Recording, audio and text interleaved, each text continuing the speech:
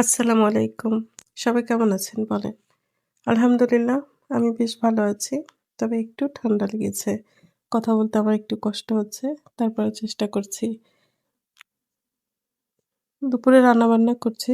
এখানে আমি ভাজি বসিয়ে দিব, লাল শাক ভাজি করব। পেঁয়াজ, কাঁচামরিচটা আমি তেলে একটু ভেজে নিচ্ছি। তারপর কিছুটা চিংড়ি মাছ দিব। চিংড়ি মাছ দিয়ে দিচ্ছি। চিংড়ি মাছের যে দাম এখন, চিংড়ি মাছের পরিবর্তে গরুর গোশত কিনেও খাওয়া যায়। পার্থক্যটা শুধু চিংড়ি মাছ ৭ দিন রেখে খেতে পারবেন, গরুর গোশতটা একবারই খেতে হয়। কিন্তু দাম ঠিক সেম। যাই হোক, লাল শাকটা আমি বসিয়ে দিলাম। শীতের সময় লাল শাক, সাদা শাক আমার খুবই পছন্দ।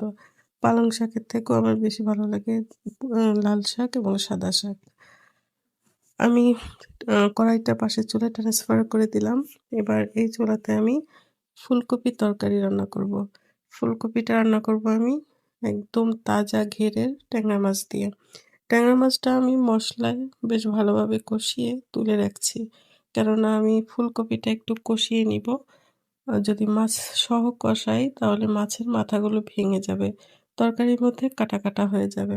এজন্য মাছগুলো তুলে নিয়ে আমি ফুলকপি, আলু এবং সিম কেটে রেখেছিলাম। এটা দিয়ে দিলাম। সামান্য পানি দিয়ে বেশ ভালো করে কিছুক্ষণ কষিয়ে নিব। ফুলকপিটা ভালোভাবে না কষালে একটা গন্ধ লাগে। অনেকে তো ভাপিয়েও রান্না করে, আবার অনেকে তেলে ভেজেও রান্না করে। আমিও করি। তেলে ভেজে করি মাঝে, মাঝে। তবে আজকে করলাম না। পাশের চুলায় ভাজিটাও প্রায় হয়ে আসছে। এমন সময় আমি দেখলাম যে আমার আম নাই, জিরা বাটাটা নাই। জিরা বাটা আবার মাছের তরকারিতে না দিলে ভালোই লাগবে না। এজন্য আমি তাড়াহুড়া করে ব্লেন্ডারটা বের করে জিরা বেটে নিব। জিরা বাটতে গিয়ে আমি একটা দুর্ঘটনার মুখে পড়ে গেলাম। দুর্ঘটনা বলতে সামান্য দুর্ঘটনা, কিন্তু খুবই বিরক্তিকর। আমি তাড়াহুড়া করে কাজ করতে গেলে এইভাবেই পিছিয়ে যাই। কেন জানি না। হয়তো অনেকের সাথেই হয়। দেখতেই পেলেন আপনারা কিভাবে জিরাটা একদম ছড়িয়ে ছিটিয়ে গেল।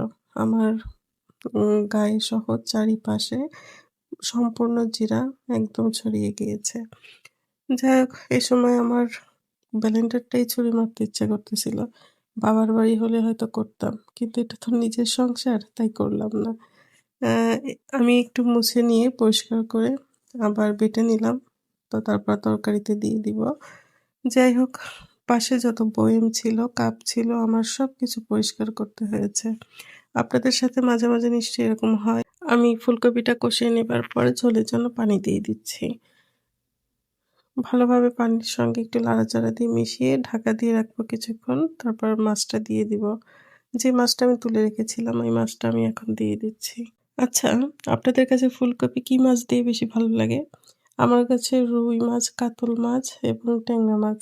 এছাড়া শোল মাছ দিয়েও ভালো লাগে। আপনাদের কি মাছ দিয়ে ভালো লাগে কমেন্টে জানাবেন। আর ফুলকপির সঙ্গে সিম এবং টমেটো আমার খুব পছন্দ। আর একটা জিনিস আছে স্পেশাল, সেটা হচ্ছে কুমড়ো বড়ি। আজকে আমি কুমড়ো বড়ি দেইনি, তবে কুমড়ো বড়ি দিয়েও আমি অনেক রান্না করি। এবার কিছু টমেটো, কাঁচা এবং পাকা টমেটো মিক্সড করে কেটে রেখেছিলাম, সেটা আমি দিয়ে দিচ্ছি। ভিডিওটি দেখবার জন্য আপনাদের সবাইকে অসংখ্য, অসংখ্য ধন্যবাদ। আমি এখানেই বিদায় নিচ্ছি। আল্লাহ হাফেজ।